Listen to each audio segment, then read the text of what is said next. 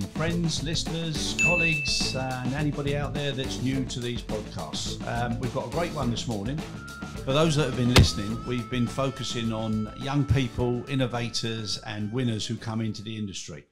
I've got great pleasure this morning in introducing a young man, Sam Malins. He's 34, and with his business partner, Ed Barnes, who's 32, they bought a company 3 years ago. And I've managed to get him fresh from the Le Mans 24-hour race. So, Sam, great pleasure to have you on board.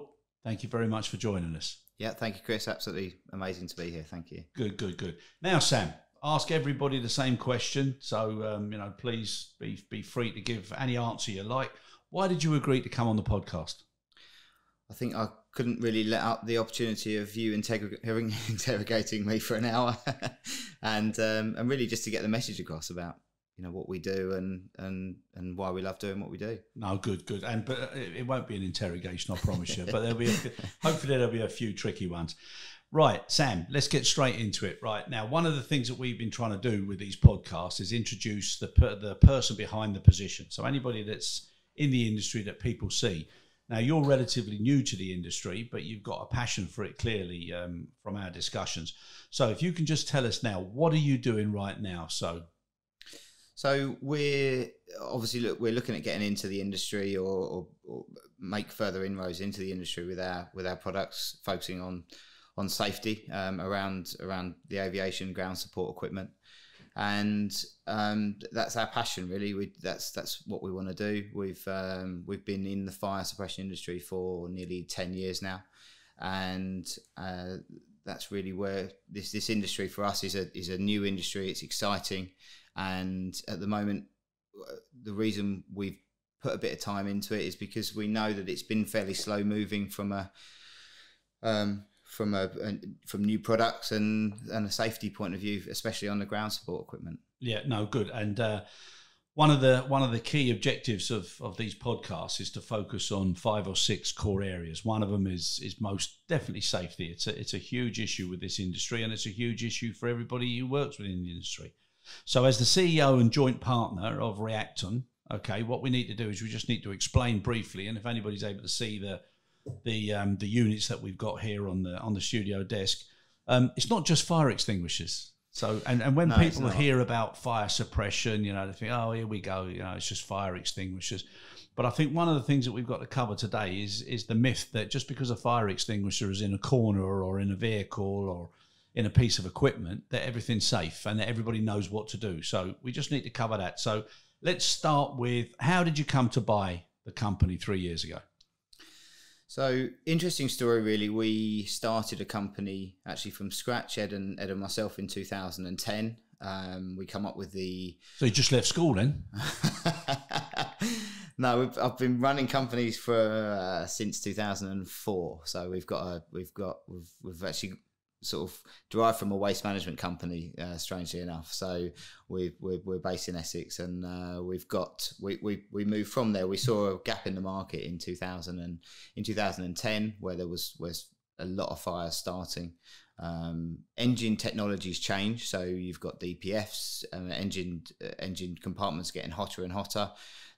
Recently they've tried to go away from them, they've come back to them. So the risk is getting larger and larger, and I think that's really, we saw that gap in the market, and we played around with some products in 2010, 11, 12, protecting and setting fire to our own equipment, funnily enough. And so that's a bit of fun there, a couple of Essex boys setting fire to your own equipment. Yeah, we brought in a brand new JCB, and the first thing we did was set fire to it, and the technology around our systems, we were actually using a competitor system at the start. So Fireward was an installation and service agent. That's the company we started in 2010. And really, we didn't kick off of any sales until 2013, really. So we were playing with the product and looking at how reliable it is. And as you can see, the products look like standard fire extinguishers. Our concept is keeping it as simple as possible. Quite simply, the agent, we used various different types of agent in the cylinders. It's held pressurized with nitrogen, and quite simply, as you can see, Chris, in the valve above, you've got a piston, and the piston is held down by the pressure in a pneumatic tube, which traces around the risk area, so around the engine in most cases. So and then the ports at the below, they've got a discharge network. So very, very simply, the systems do not require any power to operate at all. They're standalone, no power to operate. The source of the fire bursts the tube. Where it bursts the tube, it lifts the piston, and out of the discharge network comes the agent that we use. Depending on what application we're protecting, we use many different agents. So we're very fortunate. We've just become an official OEM distributor of a 3M product, Novec 1230. So we've had a good year so far. Okay, so all the preparation and the sort of the development stage that paid off, then, not rushing something out onto the market. Absolutely, yeah. We're as normal in business. We thought we were going to be a little bit further forward by now, but things take time, and a big passion of ours is to get things right. So that's what we've got some great products now. So okay, so again, now coming back to the two of you, and both being young men, and unfortunately I'm sitting on the opposite side of the table, old enough to be your dads or your dad. That's a big step for two young lads to take. How many staff have you got working for you? Across the three businesses, just under 110. The waste management company is the larger, and on the two fire companies we've got just over 30. So just to give you an idea on the fire company, so Firewood is the UK distributor of the Reacton system. So Firewood controls the vehicle market in the UK. So for example, we supply to Lieb here, we supply to Volvo, all the JCB dealers, and many other distributors of certain brands around the UK. So we've got a fleet of vans around the UK, and we install this product every day. We've got 12 engineers that just constantly install every day and service and maintain. And the great thing about that is we have a constant feedback loop. So as a manufacturer, we then sell worldwide. So we've got distributors just like Firewood all over the world.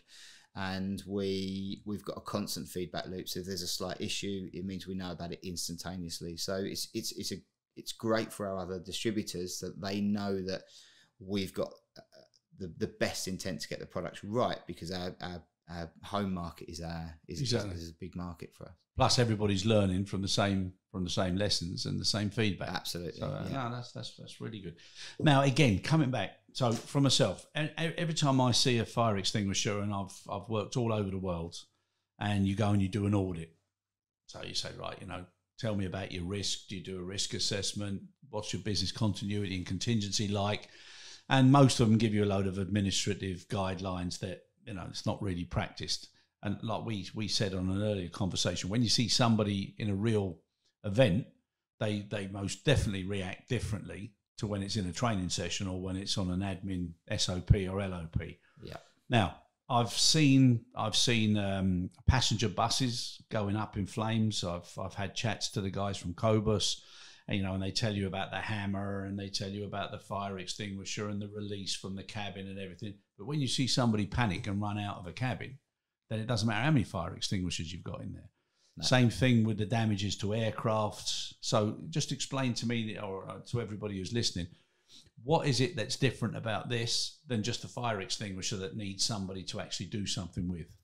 It's a great point. And I think the best thing for people to do really is Google the fires, like ground support fires or just fires on various types of machinery. And what we find the most important is if you Google the fire and have and watch the video, you'll see the fire starts internally. So if you like a GPU fire, for example, you'll see the fire starting, and you'll see the guys fighting the fire run over, and all he's doing is tackling the external flames. And at no point everyone's panicking. No point does anyone think, do you know what? I'm gonna get the nozzle inside the engine and actually try and extinguish the real source of the fire. And that's what we find across many industries. That's what people do. They panic. And what's best about the system is one where we route the trace tube. we're effectively getting the fire as it starts, and we're extinguishing it at source. So that's the main thing for us. Is it's the total opposite to what someone with a fire extinguisher. It's the other end of the spectrum. So we're getting the fire early and we're extinguishing it at source. So, and we've got other products that will isolate batteries and shut the machine down. So if it's an engine, it will trigger the emergency stop. So we're trying to get rid of the fuel of the fire. Okay, which makes a lot of sense.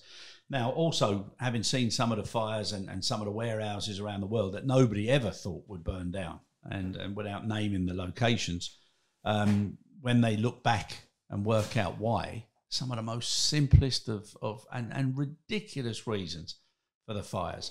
And wherever there's people, there's always a problem. Yeah. Okay, and that's not a negative thing about all of us humans, but everybody makes mistakes now and again, some through stupidity, some through pressure, some through whatever the situation. So you always have to account for that.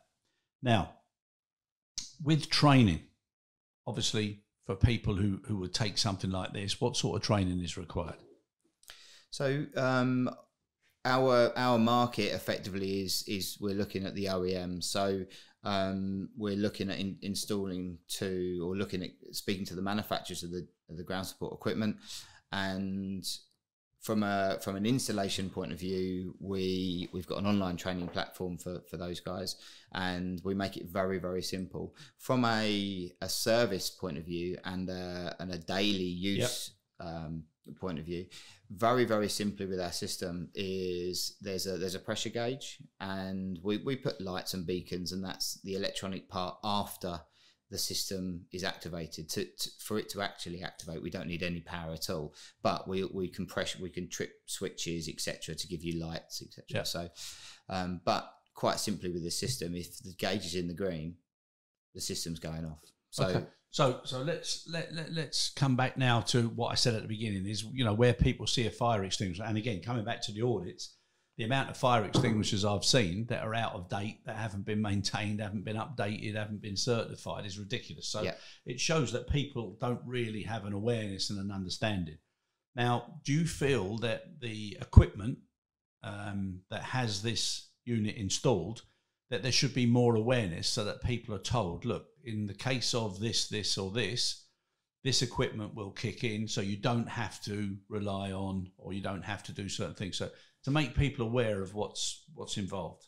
Yeah, absolutely. Yeah, we trigger lights in the cab to make sure that the operator knows whether the system's gone off. We put big signs on the side saying it's fitted with automatic fire suppression, because if there is a fire, the next thing you see is, obviously we put the fire out, and then you see a load of smoke, so people don't really understand, or a load of powder rather.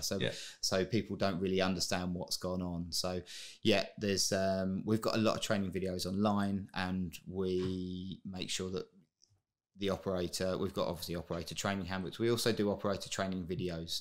So quite simply, as we know these days, people aren't great at sitting down and reading through your operator leaflet. So we do operator training videos, short little 45-second videos, which quite simply show the operator where each part of the system is and what to do in the event that there's an issue or a fire or etc. So and I think, and touching on that point about training, I think it's so important. One of the things we're putting across now is, with the younger generation, whether you call it X or Y, it doesn't really matter.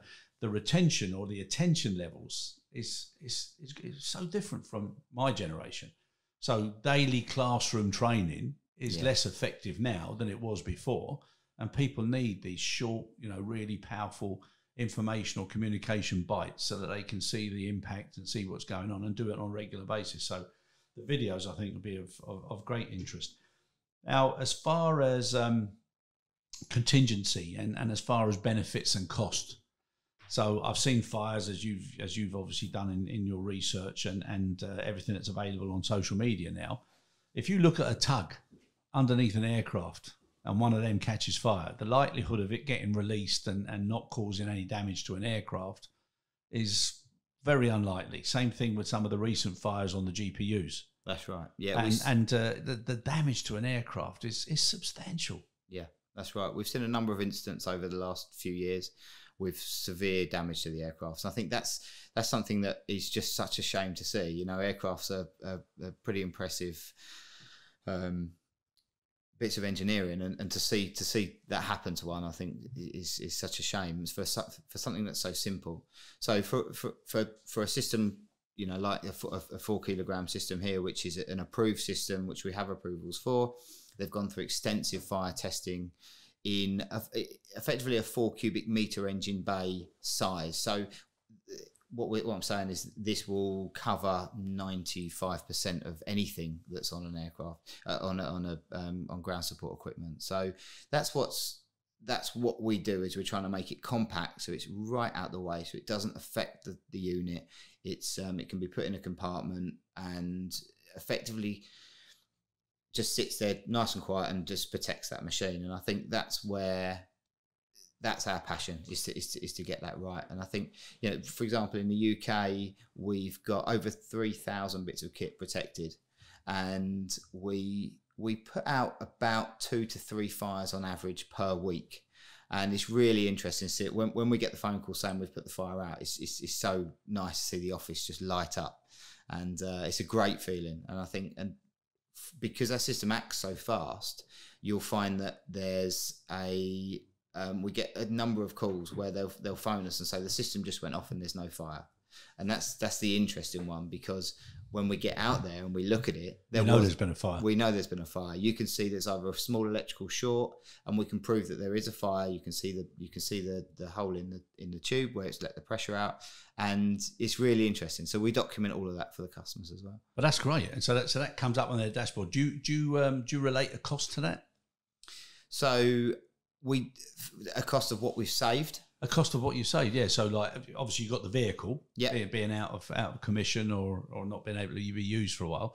But what could have happened if that fire escalated? So it could have caused damage to product, or the facility itself, or somebody else's equipment, like an aircraft, or. Yes, it's interesting you said that. I think the video I recently showed you of for us, we don't often get videos that the customers are happily released to us about seeing a fire. And we had a very, very big fire in a warehouse on a dock last October time, and the fire reached the eaves of the ceiling, which were nearly 10 meters tall, and you can see how quickly it put the fire out, and I think that's. It put the fire out within 3 seconds, and the cost of not putting that fire out would have been into the millions. And that's the one where there was basically nobody there whilst it was going off. So it could have been really, really out of control by the time somebody would have noticed it. That's right. They left the building for a matter of seconds. They weren't that far away from the building, but they weren't close. To be honest, the size of that fire, you wouldn't have wanted anyone to be anywhere near it. It was massive, and I think that's. It's so instantaneous, our system, and that's what's and the technology behind it just makes it. It's an interesting technology because it's so simple. Yeah, well, anything. I mean, that's the secret of this day and age now. The more simpler you can make it, the more sustainable it is. Yeah, exactly. No, brilliant. Now back to yourself and Ed. So we'll focus on you. I'm sure we'll be speaking to Ed in the future. Who gave you the sort of inspiration to become a leader, to want to have your own company, to motivate your team? Who started that off? Who sowed the seed? So I think I got a lot of my early days sort of inspiration from my dad. My dad he was always a wheeler dealer and doing deals, and I think I like buying and selling cars and property, and I love that, and I watched it all through my early life. When I was 14, 15, I started up a mobile disco. I did that for 10 years at weekends. I didn't really see the weekends, especially I didn't see a New Year's Eve for 9 years. So all my friends were out partying. Well, I bet you had some fun. I did, yeah. So I've always had that flair for, I've always wanted to do something more and kind of have enough, not money, that's not really it, but just be able to enjoy myself and kind of do what I want to do. If I wanted to go away for the weekend, I didn't want to be restricted. So I've always done that. In sold cars for a few years, and then eventually moved into the family business in 2004, which is Dunmo Skip Hire at the time, Dunmo Waste Management now, and I moved into that in 2004, and I've got a big passion for customers. Really love working with people. Love building teams. Really like, I get a real big buzz out of it. And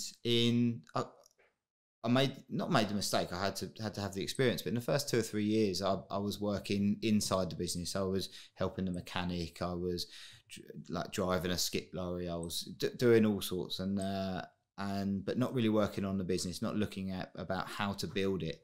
I was running it pretty well, running around doing, I'd come in at the end of the day at probably 8 or 9 o'clock, and I'd just be filthy from top to bottom.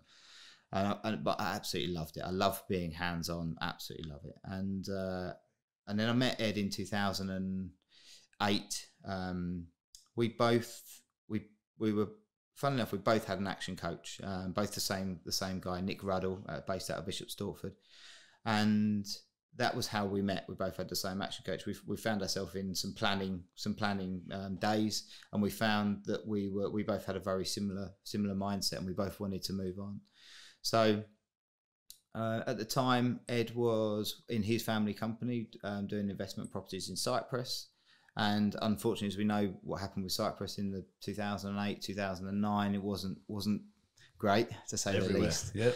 Well, yeah, everywhere it wasn't. But even Iron Atma. Yeah, exactly. So we kind of gravitated together really over a course of a few months. And in 2008, I'll never forget, I was in a conference in Manchester, and it was a conference by Brad Sugar. First time, Brad started Action Coach, I think in the early 2000s, and he came over to the UK and he was doing a talk. And Nick, our business coach, said, "Look, you've got to come to this. Brad's incredible." And the great thing about Billy Graham of management, and he just keeps everything so simple, and that's what we love. So we went up there, and Brad did the session, and then he turned around and he said, "Look, we what business you want is you want a niche business and you want a worldwide business. So it gives you a massive coverage, but it gives you you don't want huge amounts of competition."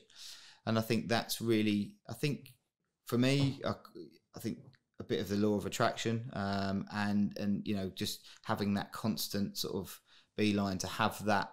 I didn't really know how it was going to come from, or where it was going to come from at that time, and that was the most interesting point. I knew I wanted it, but back then, how and when, and I had no idea. So as we started working together, I had another friend who came in and said, "Look, I've got this idea of a fire extinguisher and a tube," and we looked into it, and we found a company in Ipswich which actually did the systems. Instead of inventing it ourselves, we then started a company and started to sell their equipment. And we worked with the owner, and we worked very closely, and we developed some systems and adapted them slightly. And they weren't doing a lot in the mobile plant industry, so we kind of brought their system into the mobile plant industry, and we went from there really. And I think we just kept driving, and we were driving the waste management company and growing that every year while starting Firewood.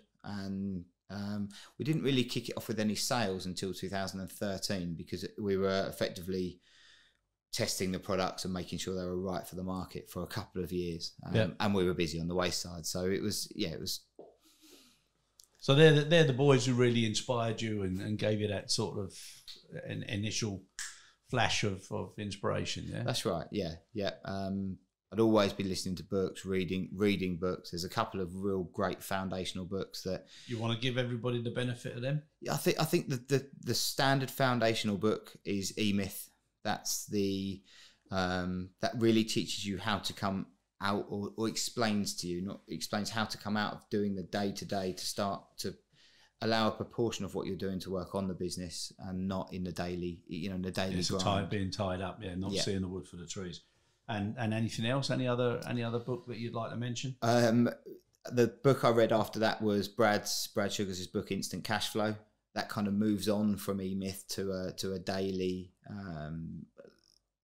Effectively, exactly what it says is how to create cash flow, and it touches on all aspects of the business. So, marketing, basically all aspects of it. And I think that's something that Ed and I absolutely love. It's what we bounce off each other, and the marketing side of the business and how to create a brand is just something that it just really gets us going. We love it. Oh, that's great. Now, talking about brands and competition, who would you say is your competition and why? So there's a number of companies that do very similar systems to what we do around the world. Our direct competition really is Firetrace International. They're based in Arizona. They do a similar, or they do the same technology. So it's a pneumatic technology. So we know both companies are very passionate about our technology. Because it's so simple, you can't not love it. Yeah. And we know the guys over there are very passionate about it, and we know our team's extremely passionate as well. So it's good. So it's like a Manchester City Liverpool scenario. You a lot of respect for each other. Absolutely, yeah. And for Tottenham supporters, I'm sorry I didn't mention it, but there's a reason why. Who do you support, by the way? I don't really. Because you're into the cars. Yeah, I'm a big car fan. Yeah, big car fan. I used to.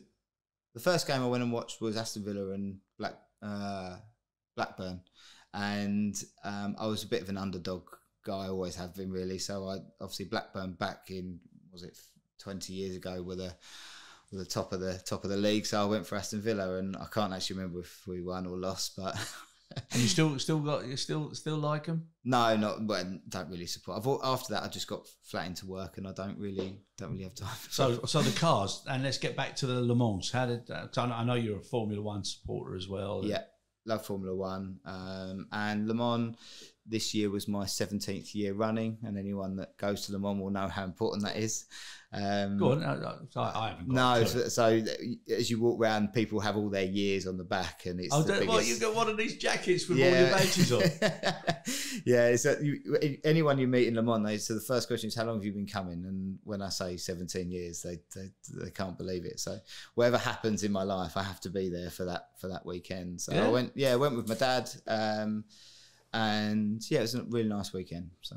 Oh, that's lovely. I bet he loved it as well, didn't he? Yeah, good. And it falls on Father's Day as well. Oh, fantastic. Yeah. Fantastic. And from cars, so like today, obviously seeing you you've got a car at both ends of the spectrum there. I have, yeah. But you do love your Tesla. Yeah, I love my Tesla. It's a great daily car. And you say daily because you couldn't take that for a weekend unless you had the plug-in.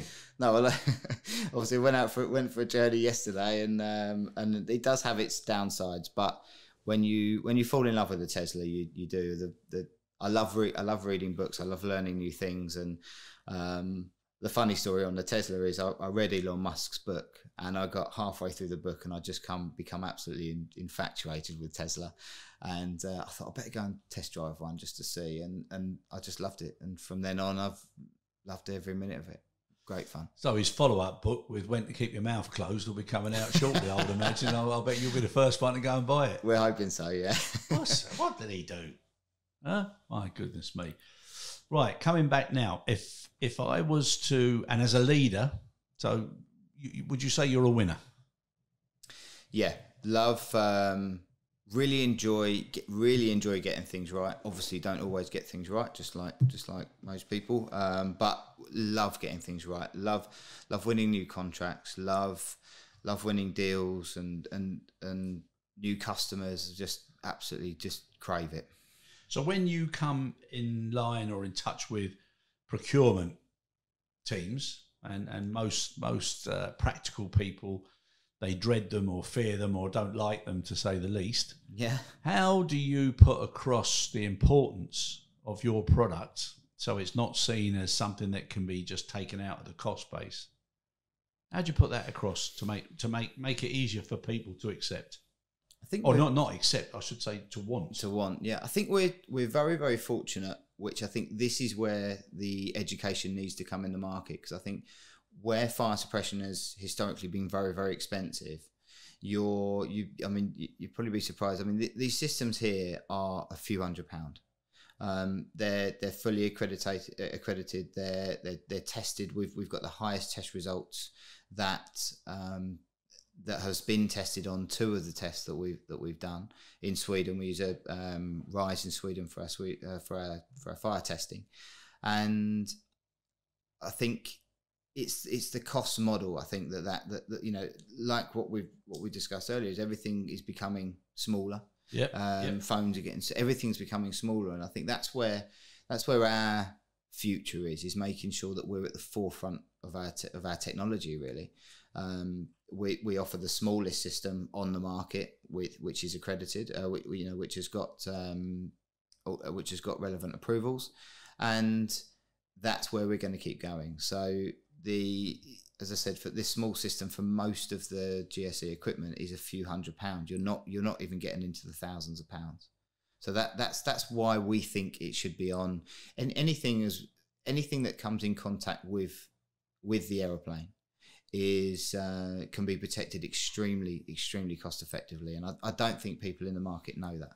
No, and that's and also the reason I brought up procurement is because they'll look at a base model and cut it back and cut it back and cut it back, and far too often it's pricing that wins, and then the actual cost or the benefit. I mean, you talk about hundreds of pounds, you're talking about 15, 20, 25 hours of overtime, and people give overtime out for crazy things sometimes. So. Yeah, exactly. If there's a fire and our system goes off, you're talking at minimal downtime, so next to nothing. So it's usually a change of a part, and that's it. That's it. Yeah. The shredder fire I mentioned to you earlier, the big fire in the shed on the port, that was up and running the next day, and all that caused that was a 1/4-inch hydraulic spray fire over the turbo. That's all that caused it. So and it could have burnt the building down. Yeah, absolutely. Yeah. Now that's why I think there should be a prerequisite for all procurement teams that the risk departments have a say in it before they make the final decision. I think you're absolutely right, because we know that doesn't happen. Yeah. Oh God, that's one of the big shortfalls. Now, you said about making mistakes. Now, as far as I'm concerned, and like I said, I don't want to keep focusing on it because of the wrinkles and the age and everything. But anybody that gives advice, in my opinion, should be somebody who's made a lot of mistakes, learned from them, bounced back, and aimed even higher. And I say to people, it doesn't matter who you are, you make a mistake, you feel terrible. Yeah. And if it's in a business, or it's to do with your home or your house or your family's wealth or whatever, it really hits you. But as you're falling, you're eventually going to hit the ground. But then when you go bounce back, you've got to aim higher than where you were when you had that first fall. Yeah. And if people are honest enough to say they've made mistakes, they're the people that the new generation coming in should be listening to. And now, you said you made mistakes. What would you say was one of the biggest learning curves you made from the mistake? Obviously, you don't need to say what the mistake was, but what did you learn the most from that mistake or a few mistakes? I think it's a very good question. I think getting advice is one of the most important things that I think a lot of factors limit, and mainly I would say it's down to money and cash flow. So when we make big business decisions, i.e. one of them was buying Reacton, the manufacturing company, if I was to rewind, there would have been more professional advice, due diligence, more due diligence, more professional advice. And I think that the only reason that is the way is because of cash flow. So if we'd have had loads of money in the bank, then we would have done, but we didn't, which again, you'll find that a lot of people, as they're starting up and going through the early ranks, there's not an abundance of money around. So that's really where I think that's our biggest learning curve. I think mistakes, Ed and I work at very fast pace. Anyone that works with us will tell you that. But I think we make mistakes quickly, we learn quickly, we move on quickly, and some of them are pretty big. But again, we're very, very customer focused, so we make sure we put it right with if it's customer facing, we make sure we put it right as quickly as possible, no matter what the cost. and then obviously, you know, we also make internal mistakes, staffing mistakes, team mistakes. You know, when we're very, sometimes we find ourselves in a bit of a whirlwind. We're very busy. We don't spend enough time with our staff, and we don't lead them. And I think time, for me, time is our biggest struggle each day. We love having fun at work, and I think that's where we spend a proportion of our day having a bit of fun. I don't know whether it's an hour or two, but it's you know, we do enjoy a bit of fun. We do enjoy what we do, and you need to be able to laugh every day with the people around you. Yeah, and even when things are going bad, sometimes that little laugh just gives you that little bit of energy or a little bit of reality. Yeah, and without that, my God, it makes it seem a lot worse. Yeah, exactly. And I think if you look back at my earlier days, you can get very a big mentor at the moment is for me is Gary Vaynerchuk. I don't know if you watch any of his videos. He's very, very outspoken, very matter of fact, and very, very simple.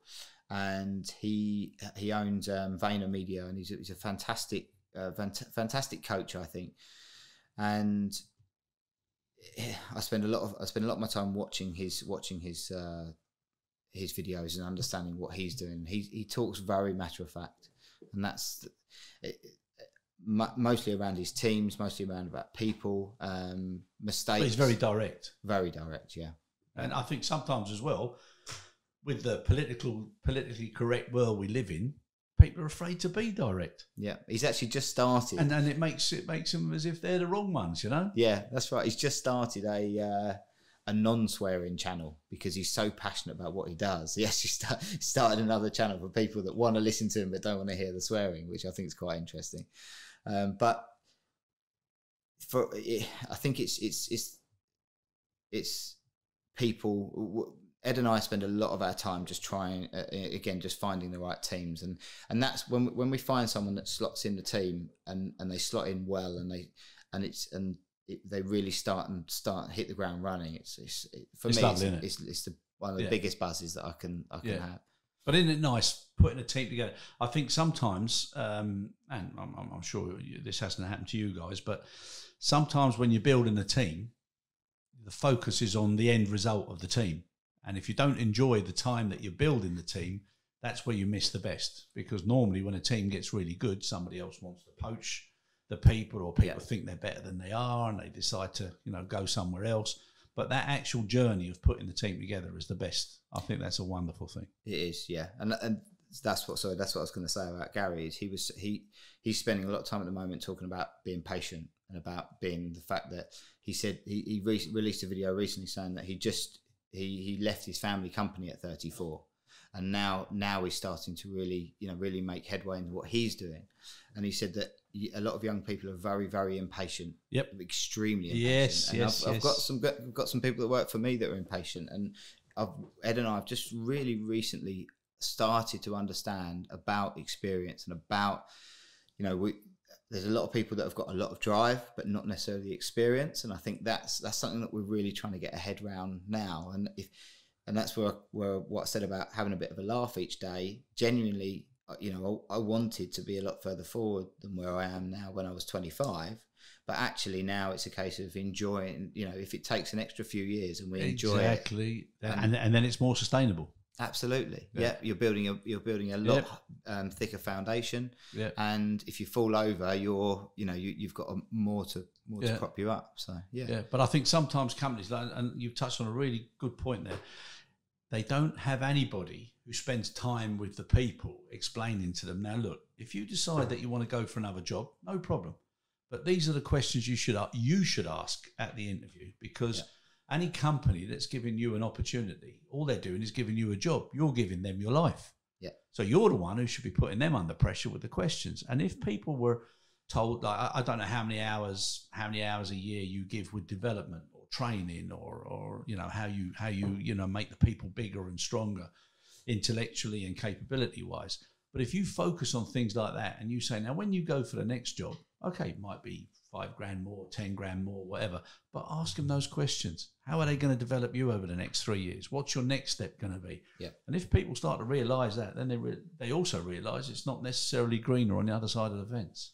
That's right. And I think that's absolutely right. And I think one of the biggest frustrations from Ed and I is because we're so busy running the 3 companies, we really struggle to spend as much time as we really want to with our staff. And genuinely, and I think from the staff's point of view, it can come across like we don't want to, but we genuinely do. We absolutely love doing it and love spending time with them. And they light up when we talk to, when we spend time with them as well. And we're very experienced in what we do. And I think from everything from the waste management side, which we still own right the way through to the fire side, our passion really sort of filters into throughout the team. And we've got Reacton has got a very, very core team. They are like a little family, and that's lovely. Yeah, and you keep mentioning passion and now engagement. I would say those are the things that people want to see in a leader. That's right. They want to see it, and also any leader is more successful when he's not there than when he is there. Yeah. So if they're doing what you've inspired them to do, then all credit to you. Yeah. Now we know about the cars, so you love your cars now, and you read a lot, obviously. Yeah. And one of the things that I do with everybody who comes on is I try and pick a title of a biography for that person before the end of the show. So I've already got yours. Yeah. Okay, I've already got yours.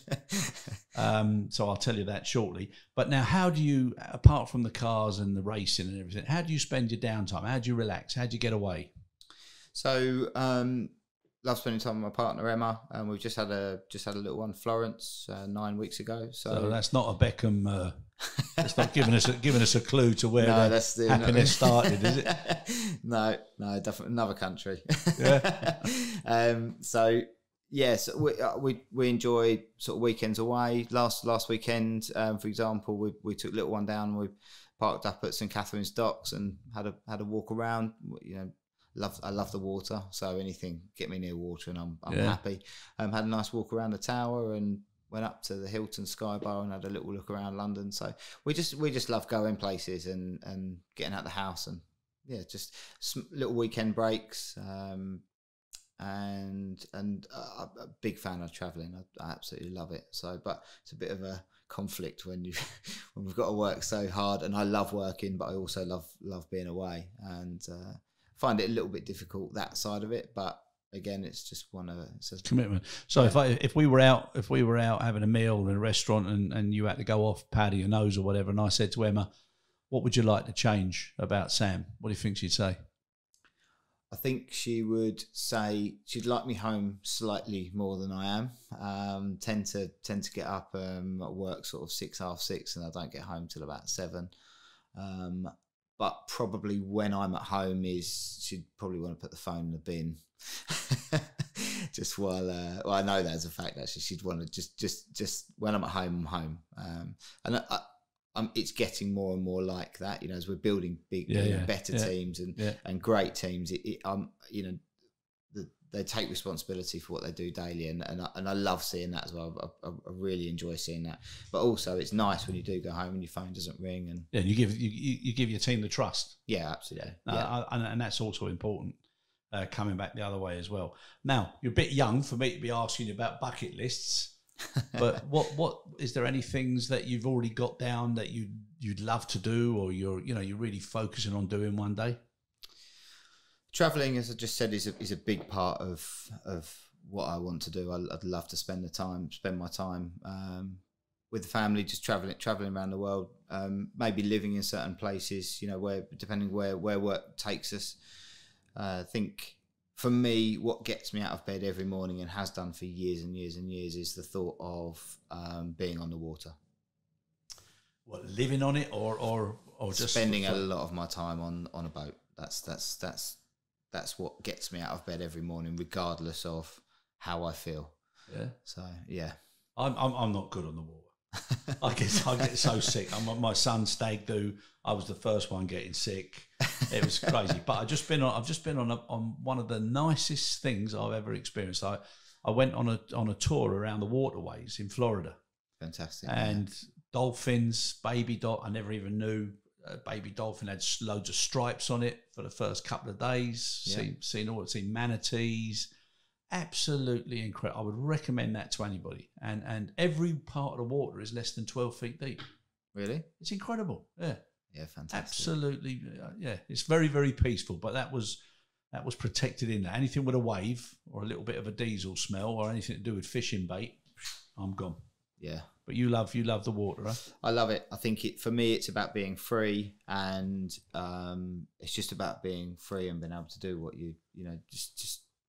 There's nothing around you. Just I love ports. I love harbours. Always have. And would you like to do sail across the world or across the Atlantic or do something like that? So it's I'm more of an island hopper. An island hopper. that something tells me I wouldn't be surprised with that one. Yeah. So in the hot climate. Hot climate. Nice little restaurant and bar waiting for you. That's right. Yeah. I'm like being in control is probably a good way, and out in the middle of the Atlantic, I'm not. No. In control. No, I would suggest not. Right, coming near to the end of it now. What message would you give? What message would you give to youngsters? So to yourself and Ed, 10 years younger. What would you say to people who've got an idea, would love to do something for themselves? What's the one bit of advice that you would give to them? The obvious advice I think is just go for it. But I think the main thing is be patient. I think that is the number one thing that Ed and I have is we're both very, very patient. We're both extremely driven, but we're also patient. What people really need to understand is that a lot of what you do has a net outcome, and people try and change that net outcome without changing what they do. And I think that for me is Ed and I spend a lot of time together critiquing what we do because of the net outcome. And I think if the net outcome's not quite right, we'll sit in our office and figure out and bat our heads for hours sometimes, just figuring out how can we change to get that net outcome change. So that with patience, I think, is the main thing. I mean, there's a few things that I've wanted to do that we couldn't for some reasons, like time or cash flow or something like that. And I think sometimes that can get frustrating, but it's just, I think that's the biggest advice I can give. And that is patience. That's one of the best ones today, because this bloody social media makes everybody want what they see in their social media circle. Absolutely. So it might be you one day on your boat, somebody else buying a new car the next week, someone else in some flash restaurant. Yep. Bloody selfies all over the place, and it makes people feel that they're not as good as everybody. I honestly believe there's going to be a big problem in years to come. I think you're right. Yeah. So, and again, just touching quickly back, and that's one of the reasons why this is so important with the safety side, because of the social media.